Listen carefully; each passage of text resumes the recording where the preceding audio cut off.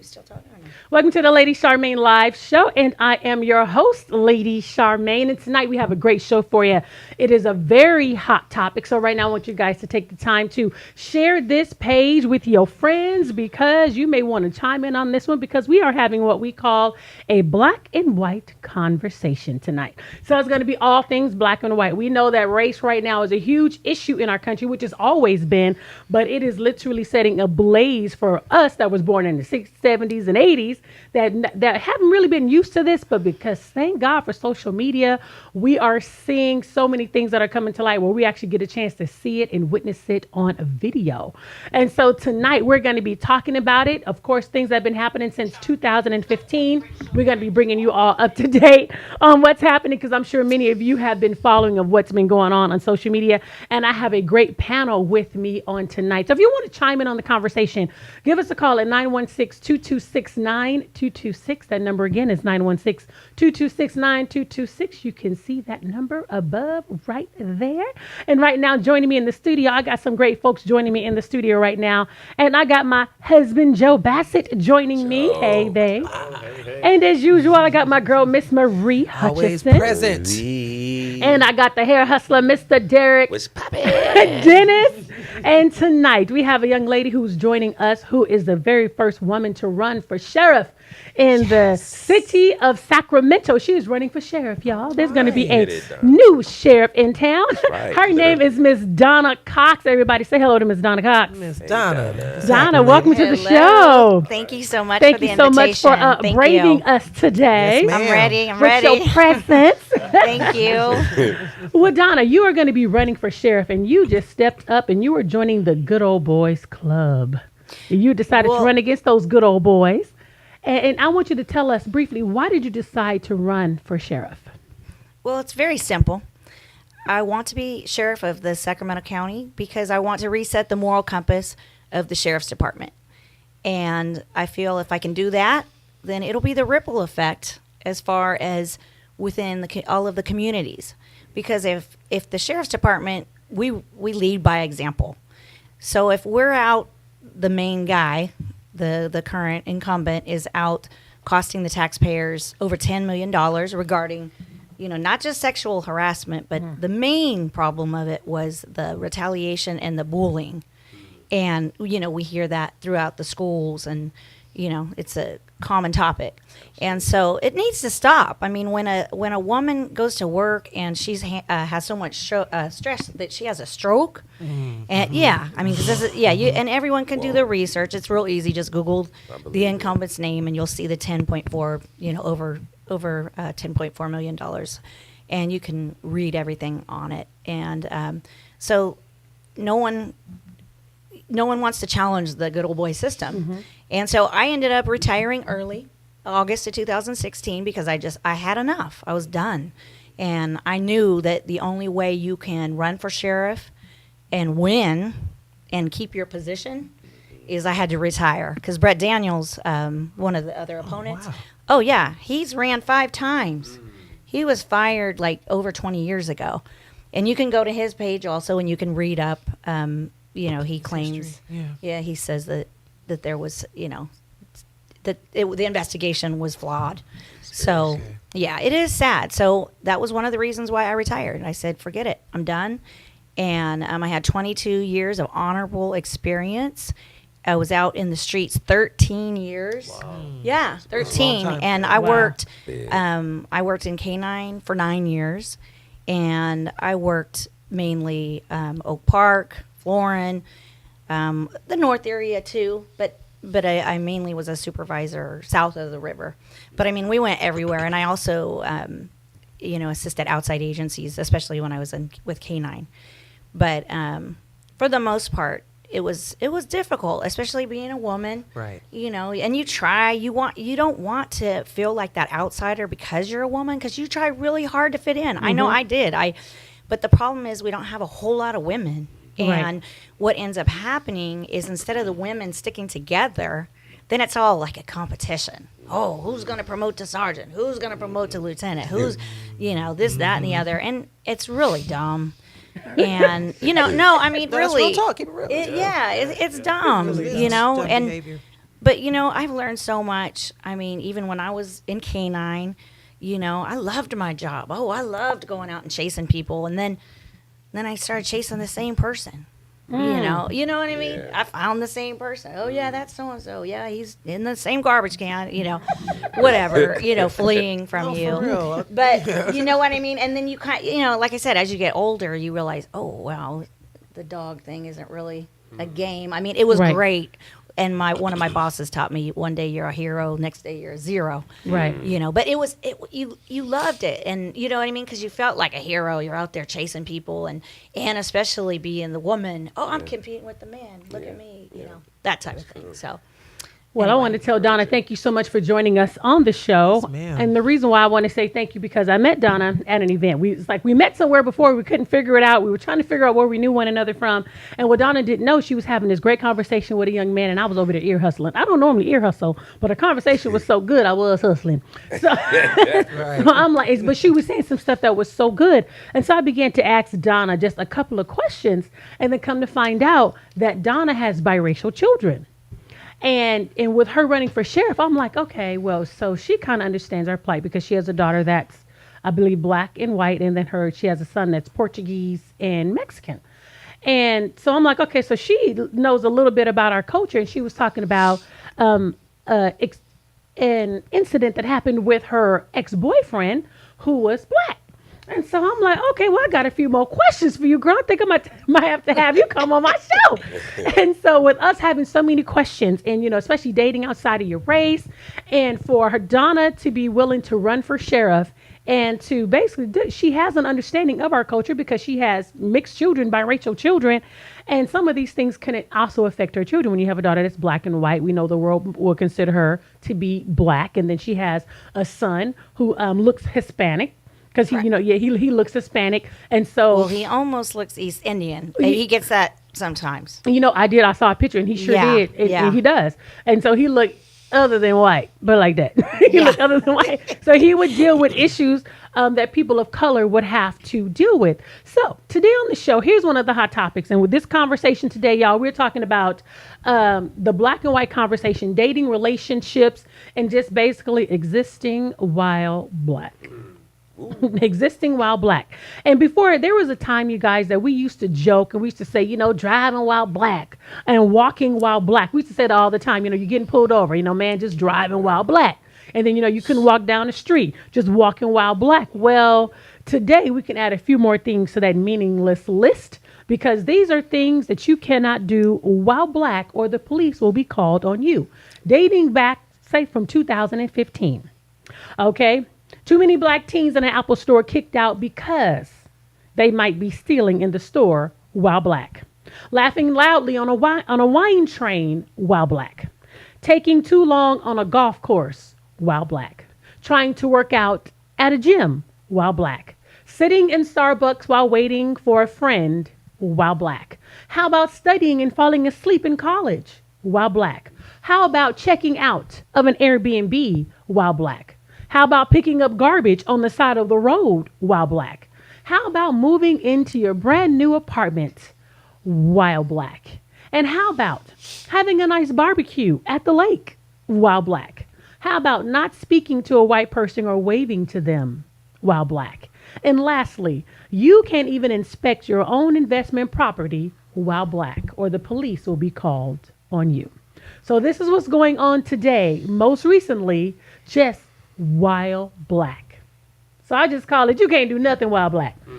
Because when you look at this long list, you cannot do anything while black. So Donna, this is a question for you. Being a law enforcement and seeing what's going on in our country, especially when it comes to black people, the abuse of white people calling 911 on non-emergency, things that are just not even an emergency, and wasting taxpayer dollars because a white person may not like to see a black person thriving, or maybe just even seeing them enjoy life. Should fines be imposed for unnecessary 911 calls because they waste taxpayer dollars, especially if you can prove that it was discrimination or racism? I like it. I think I mean, there's obviously crimes, and a lot of times we don't follow through. A lot of times, it's a gray area, and people do not get ticketed or fined, like you said. But because I worked at the comm center, I was a sergeant there for 3 years. So, I mean, we dealt with a lot, not just this particular topic, but the mental health issues, people calling, but obviously we can't ticket someone that doesn't have any money to pay for a fine. I mean, and then that kind of contributes. But if this is happening and they can prove it, I definitely would agree with that. Because the young man who was actually inspecting his own investment property, I believe it was in Memphis, Tennessee, when the cops was called on him, the officer, thank God, took his side, because you could see the woman who called the police was very bitter and she was angry. She just didn't want him in the neighborhood. And then he said if she continues, then she would be arrested. And I pray that more officers take that particular stance, because he was able to see that basically this woman was just blatantly being racist, and was able to see discrimination and just didn't want a black man on her street. Yeah, I mean, and the problem is that when people call in, they don't realize how serious. I mean, it's when you call law enforcement to respond, it could be a life or death situation, as what happened with Stefan when the neighbor called in. He had no idea that was going to happen. Right. And so it's very serious when you call 911, or even, the non-emergency line, that you're very specific with your details. So really, how can we prevent this from happening? What would be a message to, with you being white, to your white brothers and sisters, to them? Because there was a woman at the lake. She spent 2 hours harassing 2 black men at the lake for having a barbecue. Well, in that particular situation, I didn't see her eyes because she didn't take her glasses off. She's a doctor too at Stanford. Oh, are you kidding me? Okay, because I was gonna say she had some mental health issues. She's still good. She's still good. I was gonna say maybe my idea got shot down. She's a doctor in psychology. Yeah, and I also thought she had some green. She had some green issues where she was fixated on her pro. You know what I mean? Like the green movement. You know what I mean? Yeah, because she was just charcoal. So I don't honestly. I don't know if it was white people out there, if she would have done the same thing. I don't know, but I mean I've seen a lot of videos where they do the test on the different races, and and it's sad because me being a white person, obviously I don't want to believe that. I don't want to believe that white people call, you know what I mean? We know it's you like, don't. I really don't. But that's a real statement, I have a though. big heart. And I ain't mad at that. Yeah. That's real talk. No, I mean, seriously. But I do know, because I've worked with people, and, and everybody has their different biases, which, now they have all this bias training, and I don't know. I think that we need to get to the meat and potatoes of the problem. And like you said, with the comms, the communications, and it's almost like children. You have to start reprimanding. Hey, knock that off. Don't do that. Okay, yeah, you know what? Guess what? You're going to get a fine. Right. Same with people at work. Same thing is if someone's insubordinate, say for instance, you hold them accountable. Accountability is just actually the main key. Yes, ma'am. Accountability. Right. And then people will stop being racist. Right. Well, because of her antics, because they were antics, and Right. she chose a day where she was off. She wanted to be at Lake Merritt, she wanted to just antagonize somebody. I think that it may have had everything to do with charcoal and nothing to do with race in the beginning until they started fighting back, bringing out proof. That's why she snatched it and wouldn't give the letter back. And then she started saying, you're going to jail. And that's when the tables turn. Whenever you try to distort somebody's whole life by imprisoning in them for charcoal, I mean, that's where... I didn't see what she was talking about. Give me my card back. But it didn't show when she stole it. She so snatched it. Well, the girl came to her and said, these are the rules. And she took her property. Which, in a sense, if you're showing her something that, that she's saying is wrong, then, I mean, it's a piece of paper. It's like not her credit card. Nothing. I mean, I was torn on that because I'm a fair person, regardless of your color or whatever. I'm fair. Right. But at the end of the day, she totally was trying to put them in jail, and she did have a privilege issue. It may Yeah. not have been racial until the end, Right. because of how she was defending herself and the Right. defense mechanism she put up. Right. But with her crying to that police officer, Right. she wanted them to be put in jail. She went to the next level to make sure that they was going to be put in jail. Right. And that's when she Yeah. showed white privilege at that moment, because of her counterpart was white. She wouldn't have did that if it was a black man. Well, and I'm white, and I didn't research that she was a doctor. Yeah, see, But and you now, guys now, Do you see what? Because I went straight to no, that can't be. Yeah, but She's- now you don't even have to now, yeah. research, because guess what? Yeah. She's been exposed. It's it's about Wow. 25 memes of Right. her. Has she Calling done on this people. before? Is she like a repeat offender at this lake? I don't know. You her know that. what? To be I honest don't with you, think so. I believe that she is a repeat offender because if you hear what she said on the telephone, she said they normally call her on the phone, the officers, when she give her Oh, phone yeah. number. So that means she makes calls to the police probably often Oh, to know okay. how Well, the see, that's system her works. thing. You know, Yeah. they normally call me when they get Okay. here. So obviously she must be the Lake Merritt police. Okay. And the reason why it was right, and it was so funny because see, my Often. husband exactly at that quick stop she was at. My husband lived directly across the street. That was a quick stop we used to always go to, and the street she Yeah. was on is the old street my husband used to live on. So I was like, wow, see, that could have been any of us because we Right. spend you guys got time at the married? lake. You- didn't Yeah, you- we got married right across the street Across from the the lake. street And I like- never So that saw. could have been anybody. Yeah. I never saw the other lady that was actually She never showed videotaping. herself. She's white. But yeah, she said, but halfway through the video, she's hyperventilating. Yeah, now she's- she's got it. I'm like, oh my god. I think it got to a point where she was making a point. Yeah, I see, think at first she Yeah, was she like, got "Get my car back." irate. Because then She she was started thinking about like, "Okay, really, you really gonna do this?"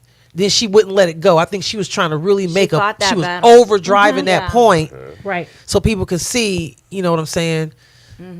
Still a different impact. Had it been a black woman, it would probably ain't gone that way. Correct. That's exactly. And that not to say it's any way it's better, but it's just interesting how I watched on a video today, and it said, "Well, white woman's tears are very dangerous." And it was this guy I meant to send that to you that did a whole little video on that. When she cried at that car, Right. it struck a chord in everybody 50 Yes. and up. Yes, it did. It really, really did. And the thing that was really unfortunate is because if the woman videotaping, and I'm going to say it would have been black, I believe it would have been a different outcome. Because if you notice at the end of the video, everybody, if you're just tuning in, we're talking about the woman who called the police on two black men barbecuing. And thank God it was a white woman who was actually videotaping, because I believe if it was any other black woman doing the videotaping when the officer stopped, I believe he would have had more aggression towards the black woman, seeing the white woman crying and hyperventilating. But he was very cordial. He just told the lady, stand back and I'll talk to you in a minute. I believe if it would have been a black woman, I believe it probably would have been a different outcome, or he probably would have took a different tone with us as African American women, because we deemed to be aggressive. Yes. So basically, it would have been immediately, what did you do to this white woman to make her cry? Right. And I'm gonna say that. Yeah. And I'm on Bottom video line. saying it. I really do Bottom believe that, line. because as women, we're big, black, bold, and unfortunate. aggressive, and that's how we're looked at, and we're looked at as a threat.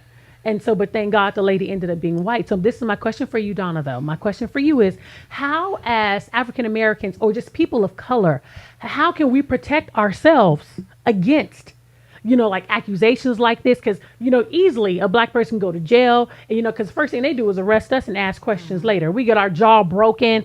You know what I'm saying? How can we protect ourselves? Because it's happening more and more and more. The police is being called on us for just the dumbest things, as you could see, just existing while black. Well, what I would say is, in every situation, try to remain calm. You have to be calm, and when we respond as law enforcement, I'm speaking as law enforcement now. When we respond, if we respond and someone is yelling and the arms are flailing and going every which way and spitting at us basically, and you're like, oh my goodness, then all of a sudden, you're like, okay, Energy shift. Right. yeah, okay, Absolutely. this You're one, human as well. yeah, and then this one's crazy. Hold on, and it's.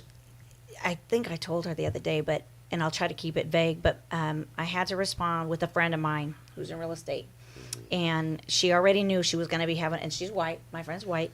She already knew she was going to have a problem with this lady that she had to go. She knew she was black.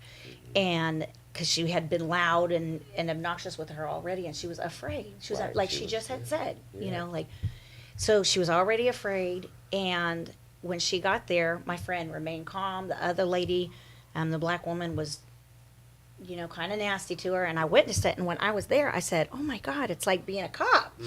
You know what I mean? I couldn't believe it. I was like, "This lady's a real estate lady. Why is she treating my friend like this? Like my friend has." You know, brown, they're Filipino, Yeah. color children, and my friend loves reggae, and her best friend's, you know, black and Hawaii, and I mean, she is not racist at all. At all. Yeah. And this woman was already on guard, and so that is the problem. Is I think that there, like I said the other day, it's like we have a race war going on where we need to stop. Everybody's on guard. Yeah, You they're know, very white people are on defensive. guard. Yep. You know, and everybody's on guard. And the thing Yeah. is, I mean, I'm loud. People that know me know I'm loud and use my hands a lot and everything. But yeah, if you do come into contact with law enforcement, and always complain later. The citizens have such a powerful voice, and they don't even realize what a powerful voice. But do we though, Donna? you do because a lot of people that I've talked to, they never complain. I've talked to them time and time, and then they let it go. They all sit in the house and complain about it, and then they let it go. Right. I think that if you go pen to paper, and you start Gotta put that what did I just action say to it. earlier? Accountability. Everything is accountability. And if you hold people accountable, no matter how far up, I mean, Yeah, we're I not going to always talk say about the that. president, hopefully not today. But I'm saying if we hold people accountable, I think as citizens, people, law enforcement, politicians, teachers, doctors, lawyers, everybody. Parents. You know, we can It's- hold them accountable. You said something as far as we should do something later or complain later. Yes. Is that to get out of the situation? Right. Like, and then and after you right, because got the first yourself thing is involved. that when an officer stops you within the first 30 seconds, okay, we're sizing up of what's going on. Is this person drunk? Are they on drugs? Are they what's going? Why are we and whatever the reason we stop them. But if all of a sudden you're just stopping me because I'm black, then all of a sudden you've raised it. If I'm white, you've raised it up here because now I'm a racist because now you're calling me So a you gotta racist. battle back. Defensive. Yeah, Outside of what you Absolutely. stopped them for. Yes, Yeah. exactly. I get that, And yeah. so the thing is, and I'm not saying that it's not out there. Okay, I'm not a complete dummy. Yeah. I know that it's out there. But if we all, Yes. handle it appropriately, Right. and we follow it up appropriately, I feel that we can really change things because that one officer that's in that area that's always, causing the problem and maybe that person is a racist and he or she is no good. Right. Well, if the neighborhood never complains, you got to hold them accountable. Yeah. So I always thought that our voice in complaining won't mean get anything. anywhere. I mean, that's Yeah, see, I don't know. That's And the that's- frustration and when that's- when I don't see change. It's like Right, but that's sad that's a learned. I don't know how where you learned that. I learned, but see, different cultures. I was born and raised around police officers because my dad was on the department for 35 years. So obviously, I'm not afraid of law enforcement, Right, or I know how to handle things. When I was 16 years old, I was stopped at Taco Bell. The cop had pulled in behind us. We were getting ready to leave. Well, they were given loitering tickets. Well, the person I was with was dumb and went and asked the cop, "Oh, can you move your car? Because, her dad's a cop. We got to get her home." I said, "Well, that was dumb." Yeah, ticket time. But I was mad. I was like, I'm fighting it. So I did, and I fought it, and I won. And it kind of, I've been like that ever since, which is kind of bad because people know that I'm a firecracker. It's like, if you're going to be wrong, do wrong. It's frustrating because for me, because of my job, since I've moved to Sacramento, I have had racist experience after racist experience after racist experience, and it's been a trip to be at work. Just going, I'm just at work. That's all. I'm just trying to work, and I'm with my clients, and I have white people come in and say these things to my face, and I'm supposed to just take that. I don't even know how I did. And we're not talking about dealing with the police. I'm just talking about dealing Right. with society. It's in society. That's what I'm saying. This whole the NFL players kneeling, okay, what it's brought out is the racial problems that we're having, not just with cops. It's everywhere. And the fact of the matter is, you know what? If you don't like black people or white people or Chinese or whatever, and you want to hang out with just your people, then do you. But don't be a jerk. Now, Donna, especially I don't at think work. if it's the kneeling. I think it was Donald Trump. As soon as Donald Trump responded to the kneeling the way that he did, that's when we started getting proactive. And that's when the Okay. defense mechanisms went up, and that's when we chose to fight back. You know, his kneeling was a statement for us to start Being aware. getting But it was paid all for what. based on law enforcement. What I read, it was all based on, the Right, way for police brutality. Correct, Exactly. right. Which, and with me, people going to probably eat me alive, but at the end of the day, Colin Kaepernick career also wasn't going as well as it could have. Right. So I think that was infused with what was going on. So eat me up if you want to, but I know that for 85%, yes, it was police brutality, but somewhere in there it was about him as well. But anyway, I just feel like that's when it started to happen, when Donald Trump chose to say, we're not going to support you, and started name calling, and just as our president, you didn't kneel with us, you didn't support, you didn't you didn't do anything but throw negative content at us. So I think that's where it started, and I think that's where we started to fight back. I'm gonna say this. I think with Trump being in office, Yeah. it's unleashed what was already there to Yeah, begin that's with. true. And I That's think true. now there's a boldness when it comes to being out and even being mean. It's just being nasty. Nasty, And yes. it's something that's occurred. It's been there, and it's sad when you see little kids and when you see a new generation that's growing up and they're racist and they're discriminatory and they're only 12 years old, 13 years old, and they're growing up in this. And it's sad. We haven't made the progress that we would hope to have made. Yes. Everything is kind of just we've digressed, and the communication is not there. That it seemed like the even training not there, because if you No. got your parents are not teaching the kids, That's and right. Well, the I've kids seen- are growing up, and I've it's seen the it's videos. Yes. ugly. Of That hurts my heart. it killed me. I had Yeah. to turn it off. Yeah, There was it's- one it's that I saw ugly. with the black man with his two kids. Yeah. He was telling them, "Don't trust the police." Well, and da-da. but Yeah. back I- east, yeah. back east, and in the South, that is very true. They are taught to this day, you run from the police. They still live in a mentality because of whatever they see, because they still live segregated in a lot of places. They teach their kids, no matter what, just run. Wow. And a lot of that Which is comes dumb, from, because you're gonna get shot if but you run. but here's the other part, because we got to dig into our history when we talk about how we respond as black people. We got to, Right. especially see out this way is a little different, because we kind of like we're a melting pot. So we have to sit our kids down and talk about black folks' culture. Back east, back south, they talk about it strong back there. They have museums. They have stuff that reminds them of slavery and all the different things that have happened. Smithsonian. So their mindsets are still kind of like, we don't trust the police. Right. So what I'm trying to say is, that's kind of like a lot of what you guys have to deal with. Right. When we talk about our history, when you say, well, be quiet. We've been quiet for years. We've had to stand in rooms quiet. We've had, you see what I'm saying? So No, I it's get it. tagging Yeah, into yeah.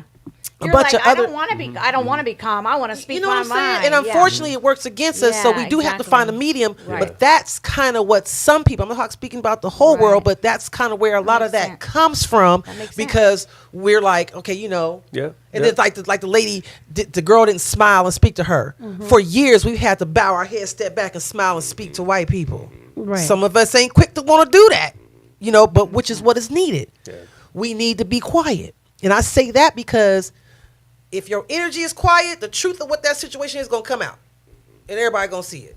But if you hollering and screaming, we got to dig through the truth of what just happened, because we don't know. Because I'm like this. If I see a black person hollering screaming, I do go, what this fool just did? You know what I'm saying? What? Exactly. No, seriously. But No, I so know our how you do reaction that, to but a lot yeah. of stuff needs to be, Right. we need to be calm. Like the men in Starbucks, they were calm. They let the police come do what they Even had to do. even at the lake, they were calm too. And They, they were were just calm. like Well, continue You doing know, what they were doing. But for Yep. some Really people in a calm. certain Yep. generations, Right. that's a big deal. To have to do that is Yep. a big boiling deal. You understand what I'm saying? Because of the history that some of us still. Well, maybe we're really lacking in our history classes as far Yeah. as our education goes. That we need They to don't really. teach Black history in school. They got rid of it. They They I never went to a really, small- Donna, I they went to never a- really taught They it. never really No, taught I it. went Yeah, to a it's- small. I went to a small. Our COE was a really small elementary school. But you got to remember today, in a lot of schools, slavery really did not exist or will not be acknowledged. Even from our president of the United States of America will not acknowledge slavery. And it's just sad and it's very unfortunate because it is a part of our American history. And not just American history, it's a part of our history. And we all know that there was slavery. It is documented, but not to be acknowledged. And to see this treatment, because I could not believe when the woman said, because they did not wave to her or speak to her. And that's taking you all the way back to the 1940s, 50s, where when you saw a white person, you had to speak, but you couldn't make eye contact. And, where are we going back to? And I do believe that our current president has made it acceptable. I had another fellow sergeant do that to me. Having a hostile work environment. I'd walk into briefing, he wouldn't even look at me, acknowledge me, and I'm like, "Are you serious?" Like, come on. Yeah, really, dude. How old are you? For real. You know. For So real. that's what I'm saying. Petty So I can wow. totally relate to that, and Right. it hurts. You're like, Yep. "What did I do?" Right, Yeah. right. And it And really then they hurts. call me a doormat. Yeah. Or they say they dismiss it, saying Exactly. you should be get over it. No, Get over no, it. That they- was so long ago. Get over it. My boss told me that was a doormat. Wow. Wow. Hi, you're live with Hot Topics with Lady Charmaine. What's your name? Where are you calling from? Hi, I'm Darlene Anderson, longtime resident of Sacramento. However, I moved recently, and I was tuning in to the Lady Charmaine show, and this is the hot topic. Thank you, The darling. reason why officers approach our children in the manner that they do is because 80% of our kids citywide are failing. 80% of our kids nationwide are not getting a basic education. And we, as a people, unfortunately, because of what's happened in the political arena for so long, are not participating. So you might not know 5 or 10 people that are rallying around issues like failed public services. And until we pick up and have that conversation, we can't say how come our kids are so street and ghetto. And and the adults too, street and ghetto. And then they're expected to participate in a system that doesn't fit them in. Ooh.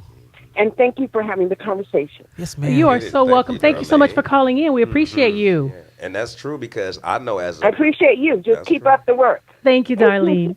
Bye-bye. Thank you. And Uh-huh. I know of as a black parent, a black male of a daughter, and she's a senior now. And I've always been a proactive parent. Like I'm the field trip parent. I went to Certa Center to get myself fingerprinted to where 'cause my schedule was more adjustable to where I always was the parent to go on the field trips and I be was the TA. too. You know, and Yeah. so. And my child went to Phoebe Hurst, she went to Sutter, and now she's at McClatchy. And of course, we know those schools are schools that are high in ranking when it comes to education. And when it comes high in ranking, you come with more what? Caucasian people and more Asians. So that's what kind of like we were around. But the thing about it is, when you get around that, you get a chance to instill your culture in them. Like I used to have little white boys, Asian boy, all of them come up to me and they were intrigued. Not that I was, they looking at me like I'm some monkey or some type of zoo monkey. They was like, they wanted to know, who are you? Can I touch your beard? I don't see this every day. I don't see this in Southland Park. I don't see this in Tahoe Park. I want to know you. And so I sat them down each time and I told them who I was. I told them that, I'm no different than you. My skin is different, but the blood that runs in my body is the same. When we cut ourselves, we both bleed. And you started to see first grade, second grade, Jeremy, Seth, all of them. They started to go and talk to their friends like Bryce and the other ones. And I was, volunteer on the playground, and you started to see them mesh well with each other. So I think, like, at the end of the day, it takes us as black folks to not always be on the defense. And 9 times out of 10, when you see those videos where they first throw that thing out there, you racist, it's because I'm black. You think I'm stealing because I'm black. Where is it? It's mostly predominantly where black people are. Baltimore, Maryland, Washington, like Atlanta, Alabama. And that's because they're defensive because they have to experience that every single day. We experience hidden racism in California where you don't know if they're racist because you have county, state workers, and you have to work amongst these people where you feel something, but you can't say it or else you're gonna go down to HR and you're gonna have a problem. So it's like you have to figure it out, and you have to figure out how to mesh well and still live with the hidden racism that exists in your face. That's what I believe. And there's something to be said about that. Just going back to the video again in Oakland, it was unique that a white lady got involved with an issue that she could have very well stayed out of. Absolutely, there was nothing to say that she had to be there and videotape and invest her time into doing it, but she saw discrimination, she saw it was wrong, and she got involved. And I think for this to change, we need other cultures stepping in and saying this is wrong. No matter black, white, Asian, it's wrong. And wrong is wrong. Absolutely. And just like you guys are talking about how black culture, like white people don't understand black culture. Well, and don't hate me. No, you say. Let me throw it out there. Okay, let me throw it out there, because a lot of the white people I know that I've heard, it's like, get over it. Get over it. You're no longer slaves. Yeah. You own the NBA. You own the NFL. Hollywood. Your actor. You black people are taking over. We don't own it because we never got a chance to own an NFL team. Okay. Ever. But That's you true. see what you're saying. I hear what you're saying. But do you see what I'm saying? I hear what you're saying. So that's why I'm like, okay, well, now I'm stirring the pot, because at least we can understand me, being a white person, because there was a lot of things that I know her lady Charmaine and I were talking about that I was like, oh wow, I never knew that, and then I felt kind of dumb, and I'm telling you, I've learned so much, win or lose this election. I have learned so much that I didn't study the history that I needed. You know where I got my history? From Roots, the miniseries. Okay. Well, I applaud you for watching it. I applaud you for watching it. I ain't even seen all of it. The miniseries. LeVar Burton was Black Jesus. He went to high school with my brother, Catholic high school. At St. Pius. Yeah. And so when I was 2, my eyes were so big because, oh my God, he's so beautiful, little girl. Yeah. And so then when I seen him as Kunta Kinte, I was crying. I was devastated. Yeah, and it really played a part of my my purpose in life, I feel.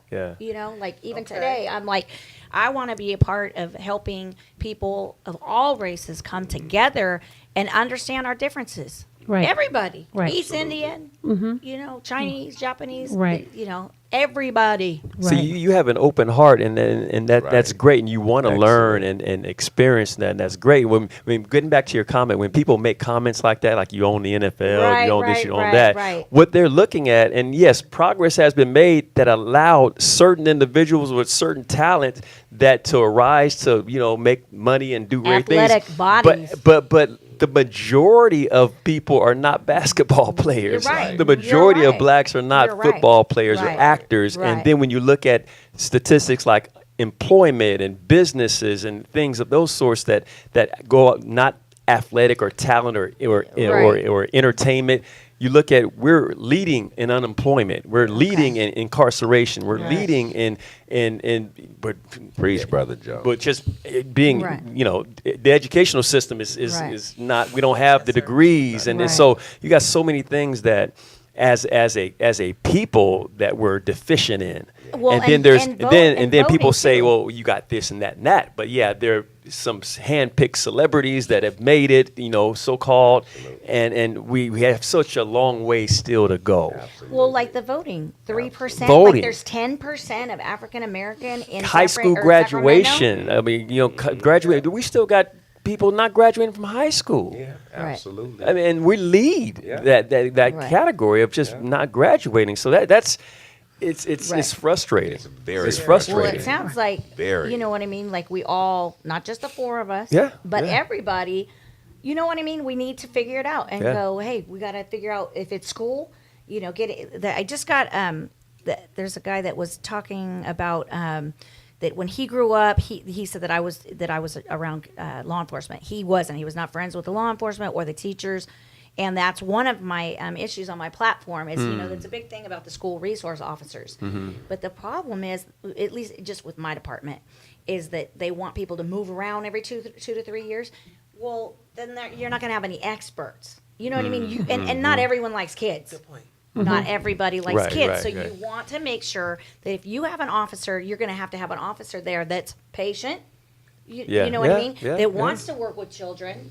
Educated about cultures and different people. Exactly. Right. Open to it. Yeah. Open yeah, to yeah, it. Learning. So yeah. and then when I was in K-9, before the budget crisis, everybody would go do demos. So we go meet the classrooms and sometimes bring pizza, whatever we would do, but we'd educate the kids and talk about staying off drugs or just educate them about police and the helicopter and if stay in your house, just safety. And that's where we need to be more is a friend, not Yeah. the enemy. Right. But when they see the police and CPS coming into their house, and that's detrimental. Just like I remembered LeVar Burton, the other kids are going to remember the police coming Right. in and Oh, CPS yeah, yeah. snatching them. But Donna, I do have a question for you. For those of you who are tuning in, we are talking with Donna Cox is on the show. She's a part of our panel today because Donna Cox is actually running for sheriff here in Sacramento County. So we're having the black and white conversation because we have questions and she's running for sheriff and she was willing to come on the show and just help us answer some of these questions. So if you have a question, give us a call at 916-226-9226. And the reason why I thought Donna was very special to come on this particular show because Donna actually has biracial children. She has dated outside of her race. So she does understand our culture. And Marie was given some questions that I wanted to ask you as well, Donna, because, we were talking about the tensions between law enforcement and people and basically how do we deal with that. And with you having biracial children, what race do your children identify with, first off, with them being biracial? Oh, Lord. I don't know. White, mixed. So Yeah, they don't. I don't like my daughter's father is not in the picture, and her boyfriend is white, and she's never dated a black man. She's almost 27 now, but yeah, that's a good question. Because for me, I don't know. I call myself white, but it's not. I'm just me. So I guess maybe I never taught my kids to. Okay, you're this, you're that. Right.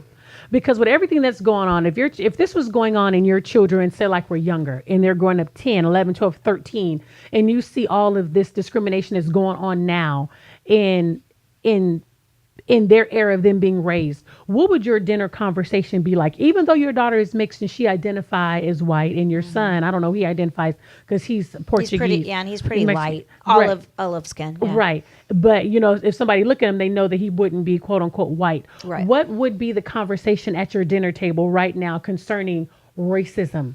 Would you feel that you would have to educate your children on racism and how to handle it because they may not be as fair skinned as their white counterparts because your daughter thinks she's white and she may be a little darker? Right.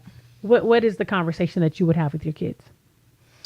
Well, my conversations are usually faith-based, God. Good girl, you better Yeah. talk about Jesus now, Yeah. girl. Talk about him. Jesus, You Man. better be same on my show. Yeah. So everything with that, I've never really had that type of conversation with them. But if I had to, I would always tell them, to be respectful. If it was about law enforcement, we've had the law enforcement, conversation about never be rude. I guess I always take the race out of it. And so but I've always been the type of person that's like, hey, if someone's rude to you or whatever, just be calm as possible. We don't want you getting arrested. But if that happened, we've gone through all of those different scenarios, especially with both of them driving now. But yeah, I haven't really had. We have lately, now that they're older. The things on the videos, the different conversations. We've kind of. But I think she tends to think more like me, and my son. He's kind of an introvert, and he has like one-liners, so he just. You know, I don't think he doesn't, I don't know if he really thinks there's a problem. Maybe he does. Tonight I'm going to go drill him. I'm going to go drill both of them tonight. I feel like a bad parent now. No. Those are the average teenagers, you know. Right. You gotta pull everything. I guess, and like I said, I don't want to believe that there's a problem, I guess. So I haven't really had that problem, or, I just always I want them to be good people, good citizens. And they have always helped others, and they've always been, especially my daughter. Like, she's the one that helps the bullies. But she did have an issue at a school when she was younger, and there was only her and another African American girl, and then I ended up having to move her out of that school.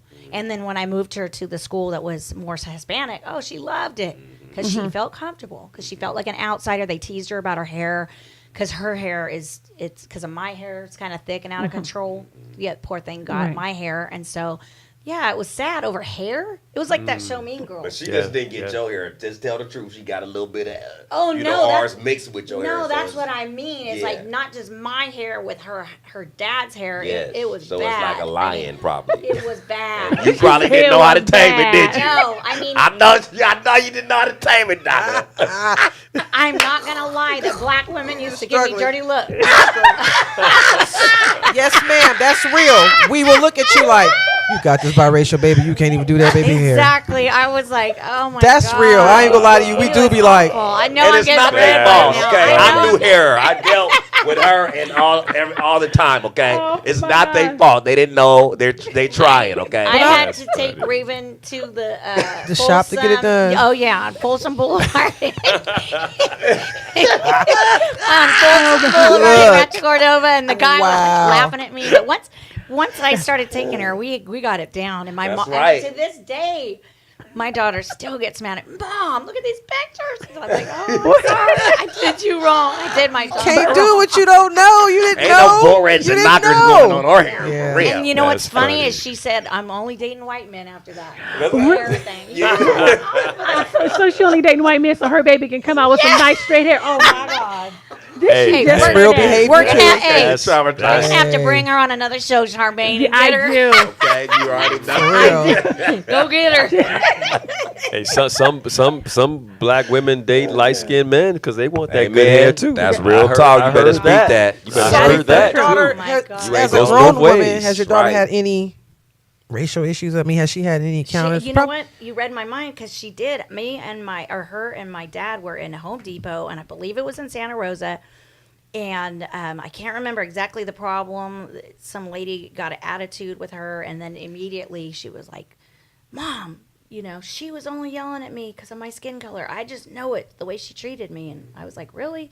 And but my daughter, don't mess with her, because I had to make sure I calm her down. Like, don't do this, because I don't want her ended up in jail, because she's kind of like me, where if it's wrong, she wants to make it right. Right. Like, you don't do that. And that frustrates her when that awakening happened, and she's like, "How dare you?" And it's that switched in her. Something switched in her when she seen that, Mom, you don't trip about that. Our household don't trip about that. But this lady, I felt that she's tripping about my skin, and my mom's just like you. She's white. What the hell are you tripping about? Okay, now I'm going. That'll switch. Derek, I'm going to take it to another part. Now, was she offended since she identified as white that they reminded her that she may be black? Okay. Yeah, maybe. Because sometimes when you think you're another race, and then the world will remind you that you are black. Come on, so Lady was it an Charmaine. eye opener for her, and that's why she was Well, offended? I'm thinking Probably. not only thinking she's of the race, she didn't think about her race at all. Yeah, Right. That's it. She doesn't. That too. That's good. That She part. doesn't That at too. all. And but the world will How dare identify you categorize me? Right. right, and she probably was categorized as black.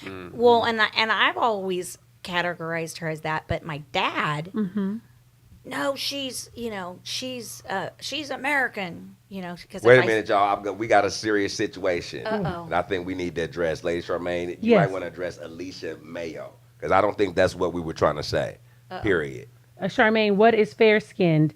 Is there an unfair skin? This conversation doesn't feel right. Okay, No, Alicia, this Which one. one? Her hair, the one that starts It was off with her bad. hair. And that's not when it at all comes to what we our were trying hair to say. and everybody is laughing about it, this conversation is prehistoric. Okay, Alicia, that just lets me know that you probably tuned in a little late. Yes. And so sometimes when you come late to the party, it's a thing that you have to sit down, be quiet, and find out what they're talking about before you become offended. So it looks like you kind of came late to the party, because if you would have followed what she was saying, then you would have understood what she was saying about her daughter's hair, which made us laugh. And you probably would have laughed too if you didn't come late to the party. Exactly. So we're not going to go back. So what you're going to do when this is over, you will go back and watch the replay and then get an aha moment and then apologize. How about that? And this Amen. conversation is not prehistoric because it By exists far. today. Prehistoric Exactly. means it was buried and we had to dig it up to find it. Right. We got issues where we dealing with our hair on our jobs. We can't go to work with our dreads. We deal and then Period. racism amongst black people, girl. We ain't Right. talking And about it was that. her mother that mentioned about her hair. my It was her God. mother. It was not us. So she Right. was talking about her That's own right. But it's daughter. real. It's- So it's you not tell the prehistoric, mother. Did she say bruh. that I said bad hair? Yes, No, because yeah. obviously she wasn't following. She Because think that Oh, we're all no, laughing, she- and we all we're very educated. She said we're uneducated, just insulting. but she, You know. and you're not aware that the gentleman that's talking right now by the name of Mr. Derek Dennis. Yeah, 25 the gentleman, years in the he is a game. hairstylist. And so educator therefore, for thank you. L'Oreal Mazzani. I mean, former, but all been all over. So we're far from uneducated about Right. hair. So you're not talking to anyone that's No. ignorant in this room. Okay. So thank you, Donna, so much. You know what I'm saying? Oh yeah, no problem. We I just- appreciate you. Like I said, maybe I shouldn't have said bad hair. No, I you should should have matter. say everything we do Okay. because we can It don't- address it. Yeah, Right. for Fix real. This it. is what we're We can doing. fix it. Because I call my own hair bad when No. when I sweat here. And Bad it's so means curly. untamable. Bad. That's Oh, anybody where okay. you fighting with it. I don't Okay. care what your Bad. texture is, Okay. from 1 to Okay. 10. When you're That's fighting with it, and it's unmanageable. That's bad. That's bad hair. Period. Got it. You see So the scarf you on my figure it head? out. Says the hairstylist. Bad hair. Yeah. Says the Well, you- You've hairstylist. seen my bun days. I got ridiculed for my bun and my bun. My videos that I have on my Facebook. You know, there's. Oh, yeah, you used to wear I had. buns a lot. Oh, well, yeah, because it's easy. Yeah, Because yeah, my hair bun. gets out of control, so I just whoop whoop and put it in a bun, and I'm good to go. And you good to go. I used to See? call it my SPD bun because SAC PD is really strict. No, Oh, okay. they're really strict on their hair orders, and for sheriff's department, they were more lenient. So I always wore the SAC PD bun. Oh, she's called it the SAG PD bun. Yep. Okay, so we're going to continue on this topic of the black and white conversation. And this was a topic that I wanted to know because Donna and I, we were having a conversation, I believe it was yesterday or day before yesterday. And we were talking about just how different cultures in dating and the different expectations when it comes to black households and white households. And when do you take someone home to meet the parents? And Donna, what did you say? Because you had an experience, which I thought was kind of funny. She wanted to go home or go to someone's house and meet someone's parents. And what did you tell me? Okay, so after I was divorced, I dated a little bit, and the one guy, he brought me home right away, and he didn't even tell me. Like, he drove right up into the garage, and it was dangerous because he was a little younger, and then the mom was, oh man, that was an ugly situation. So anyway, so the next person that I dated, it was like, he said he wanted me to meet his mother, pretty soon. But then, 1 month, 2 month, 3 month, 4 month, 5 month, 10 months. So at 6 months, my feelings were hurt. And I was talking to somebody else, getting dating advice. And he was African American. And he was like, girl, I wouldn't have brought you home, right now. He goes, you got to date me for at least a year before you meet my mama. And I was like, okay, sorry. So anyway, like I said, I was never, I guess my parents have been married, 64 years now. Really? Yeah, maybe even 65. I'm losing track. It's been so That's a long. blessing. They're 82 and 83, and they got Awesome. married at 18. Oh, my But the goodness. problem is, what's sad is every one of us kids have been married and divorced. Because I don't think that they really taught, you know what I mean? They just thought, oh, marry the first one you love, and well, that didn't work out. So She said, well, that didn't work out. yeah, Okay, Sassy Ellis, she says, I need to know why her mom says we don't think about race. She said, but the lady that accosted her reminded her that she is black. They need to teach her how to handle it. So they may have been talking about your daughter, the situation Right. she had in the store. Yeah. But your dad is the first one that I've ever heard say, she's American. Because sometimes when their child have a baby that's biracial, and some white parents, we're just going to be honest, to them, that baby is black. They don't look at that baby as Right. American or white. So I think that was something kind of special with your dad. But But we know how this world is because she found out as an adult that this world is still going to look at her as black. How do you think she right now is handling something like that, especially dealing with the world? Because we are living in a world. That's why when you fill out paperwork, they ask you, are you black? Right. Are you white? They want to know what race you are. Yeah. She's fine. I mean, she's fine with whatever. She puts down. Yeah. I mean, that's good. Yeah. She's, like I said, more and more now we've had more conversations, but she's wonderful. She's such a great person. I mean, she's got a beautiful heart. She doesn't like the limelight. You know, she doesn't want to be on TV or anything like that. But she works. She answers the phone. She's on the phone a lot, and so she's just great. Her customer service skills and everything. And it's so funny because I know we're talking about race, but today it's regarding her job. She always knows the difference between East Coast and West Coast. And she said, "Oh my God, Mom, the East Coast people are so demanding, and they want it now. Like she feels like they think that they're better than us. I should probably be careful because I don't want her bosses getting mad." Now I have a question. This question came from the inbox. This came to me yesterday, and the person said, "Why is it that black mothers are accepting of white people or white men or women in their families, but white mothers have a hard time with accepting a black person in their family?" Do you find that to be true? That as African Americans, we're more accepting of a non-black person in our families, but in a white family, they have a hard time. How did your parents accept the black men that you had dated? Were they accepting? Oh yeah. Okay. I mean, not with my husband, but my daughter's dad. I mean, but that was because he was a jerk. Okay. I mean, it didn't That's have the anything. difference. Yeah, I mean, he was a mess. He was a hot mess. So it is what it is. But we got over some humps. You know what I mean? But I mean, after that, they were accepting with whoever I dated. That's so good. That's my good. son's dad, who I married, my second husband, is Hispanic and Portuguese, so Mexican and Portuguese. Right. And then after we got a divorce, I had dated Puerto Rican. He was Puerto Rican and white, I think. Yeah, Puerto Rican and white, and then another African American. But I did date a white guy. I did. I liked a couple white guys, but they run from me. I'm telling you, I'm just loud, obnoxious. I'm just too loud. So On a track though. yeah, they just go, "Oh my God, I'm gonna run." Basically, you got too many black women characteristics. When you too loud, you just. I went on my bucket list. I had to go to the Baptist church because I'm You went that boy. soft girl around the edges. Hold on. Okay. Oh my goodness. Well, I think it is. I think it's because and this might be not vulgar, but I think it's the truth. It's stereotypical. Like when you say black households are more accepting of white men, it's like, oh, it almost goes back to slavery. Massa, he coming to us now. Like, thank God, look at him loving us now. That's what we wanted all this time. Massa is here, and he at our house. But when we go there, it's like. The white father, I'm like, you're not going to destroy my daughter's vagina. You know what I'm saying? No, you mandingo. No, I think that it's that fine line. You know what I mean? And that may sound crazy, but at the end of the day, you see it on movies, you hear it all the time. It's like that scariness. Like, don't you come my, I can't. don't you take my daughter. And The hair hustler. There you go, right there, B.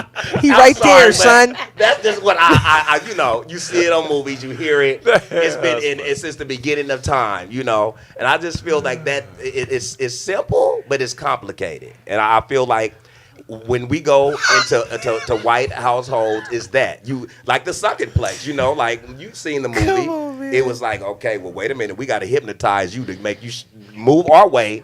Because you ain't gonna be, coming up in here trying to no. And then this is gonna sound crazy too, because I heard Louis Farrakhan say this. When this, you quote Louis Farrakhan? Yeah, and I'm a Christian, but it's scrolled on my page. Sometimes he be saying stuff. Come Sometimes on, he be saying Louis. stuff. Come on, say that. She said, the woman there were I think Geraldo, it was really old, and she stood up and she said, well, they scared me, and that was because I was fearful, and they scared people there. And Louis Farrakhan said, well, guess what? When we was running from y'all with whips and everything, we were scared too. So guess what? Now you guys are scared that we're going to reverse it and get to a point to where we're leaders and going to treat you the same way that you treated us for years, you know, and that's where that fear, that massive fear comes from. Like, oh my God.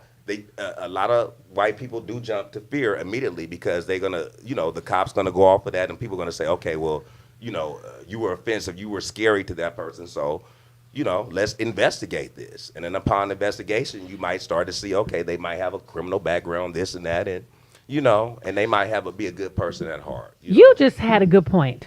Don, I'm so glad you're on this show. Because I get to ask him questions.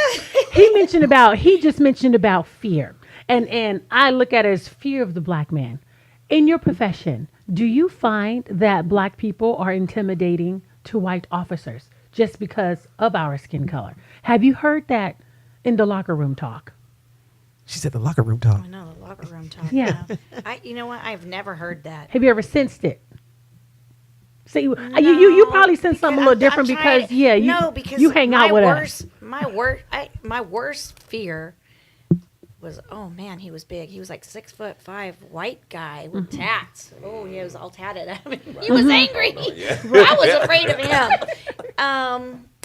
But yeah, I've never had that conversation ever. Like that has never been. I mean, it's never been about race. And maybe that's just the people that I worked for you? with. Well, no, that's what I'm saying. Okay. Maybe I worked with a special group of people that that is never. I've never heard that come out of anybody. I mean, other female officers, other male officers. I've never heard of that. Okay. Yeah. Because I was just always wondering because we get treated, as we all know, we get treated very differently, and we get a little more aggression from officers.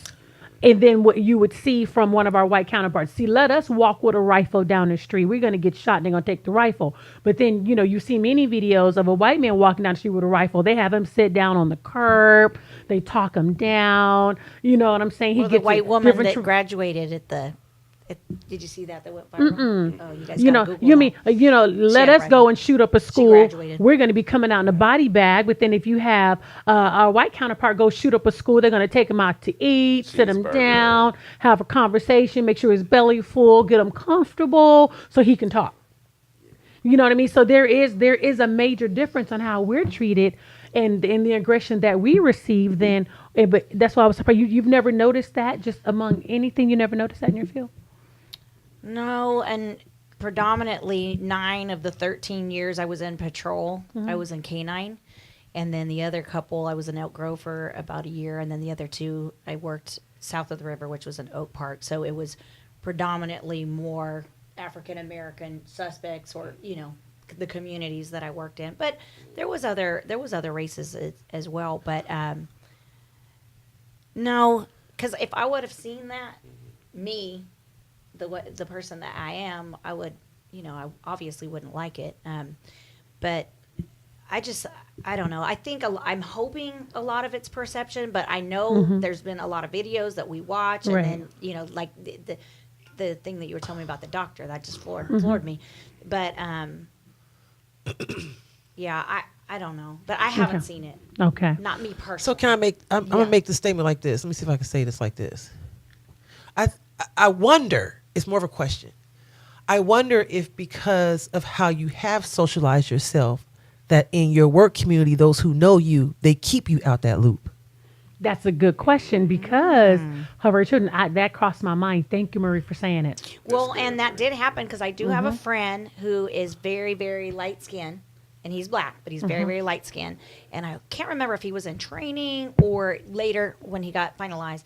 But a couple of white officers were with him, and I don't know what that was said, but it had to have been derogatory about black people because he had meant, and because they didn't know he was black. So it did come out. And I did have a training officer, which I had trouble with it. It ended up going to internal affairs because I was dumb when I first started out, and he was telling me that he had made a mistake, that one of the white partners was dating a black woman.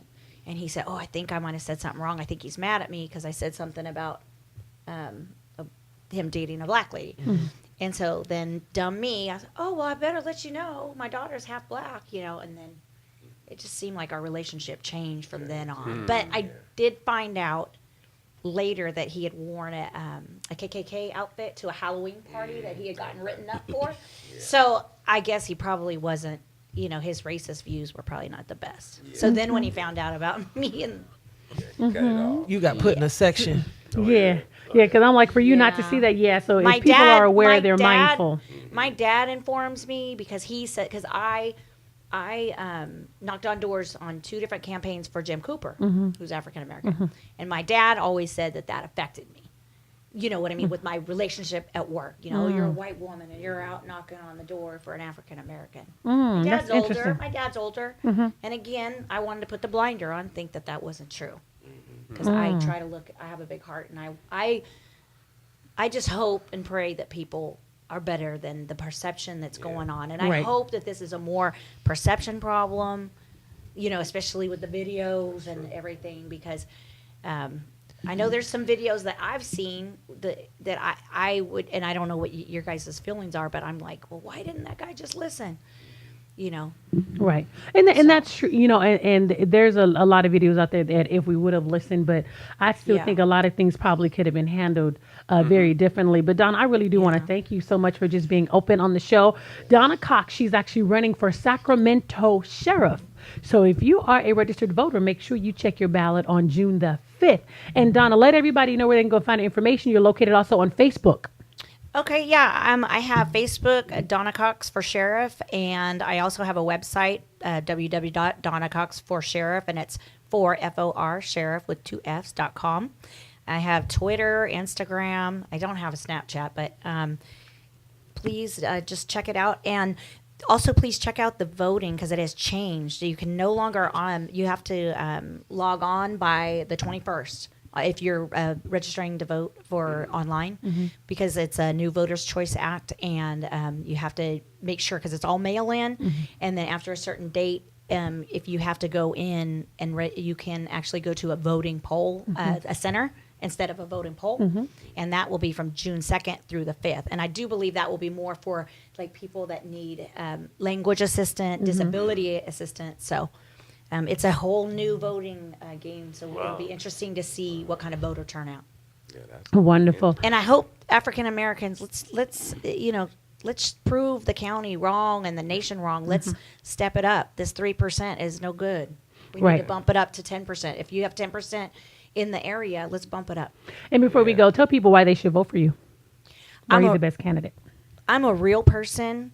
And my philosophy is that I have this thing called the T philosophy, and it's transparency, equality, and accountability. And I know I keep beating the heck up on accountability, but I really want to make a difference. And I've never wanted to, grow up and be a politician and be completely polished. So that's why I'm doing these type of interviews and coming out and doing different things, because this is not easy. To come out here and I'm the minority. Oh, you beautiful black people. I'm the minority, and I've been reading a couple of things. I'm like, I'm getting beat up. So anyway, I'm just honored, and it's just been a great experience. I'm the first woman to run, so that's been fun too. Congratulations. Just something different. I feel like I'm already a winner, even though win or lose. And especially with this hot topics, just making people think and going, hey, let's do this. Let's be the change. Yeah, that's my right. hashtag, be the change. Exactly. So thank you again. It's You an are honor. so welcome. Thank you. Right. You're so welcome. So, Also, babe, where can people find you if they want to follow you on social media? You can find me right here next week on Thursday. Thursdays on are Lady Charmaine. At the end of the Live. Thursday. Our Oh, daughter wait, graduated that's from right. high school, Not so next week. no show next Thursday. right. She's going to be walking the stage, so we're going to be at her high school All right. graduation. That paper. But I'm on your That page. girl magic. Right. So, Marie, where can people find you? Clap It Up Movement on Facebook and Beautiful Bearded Women on Facebook also. I have a chat and a page, so hit me on my chat. All right. Hair Hustler. Hair Hustler, you can find me at Hair Hustler on Instagram, Facebook, under Derek Dennis, and here every Thursday. Where you at? Where you at on Thursday? Right here? That's right. I'll make some cake. Be looking at us. We finna go nationwide, y'all. Amen to that. Amen to that. And everybody, you guys can actually find me right here on social media. You can find me on Instagram, I am Lady Charmaine. On YouTube, Lady Charmaine TV. And on Facebook, Lady Charmaine Live. And do not forget to join our Hot Topics group. It's Hot Topics Real Talk, No Chaser. And one of the sponsors for today's show is Up and Away Travel Services. Book your travel services today. Just go to upandawaytravelservices.com. And if you would like to start your own travel agency, make sure you call Sherry Brockman at 916-826-6606 and start your own travel business today and get to traveling, y'all. And if you have not signed up for Lady Charmaine's Ladies Night at the Movies or Night Out at the Movies, it's going to be Wednesday, the 22nd. So don't look at that date, May 30th. It's going to be actually Tuesday. Just go to LadyCharmaineLive.com and register. And again, thank you all so much for watching the Lady Charmaine Live show. It's Hot Topics. If you have a hot topic, feel free to inbox me, or you can just drop it right over there at Hot Topics Real Talk, No Chaser. Don't forget, there's no show next Thursday, but the following Thursday, join us right here for more Hot Topics. Thank you guys for joining us. Have a blessed day. Bye-bye. Bye.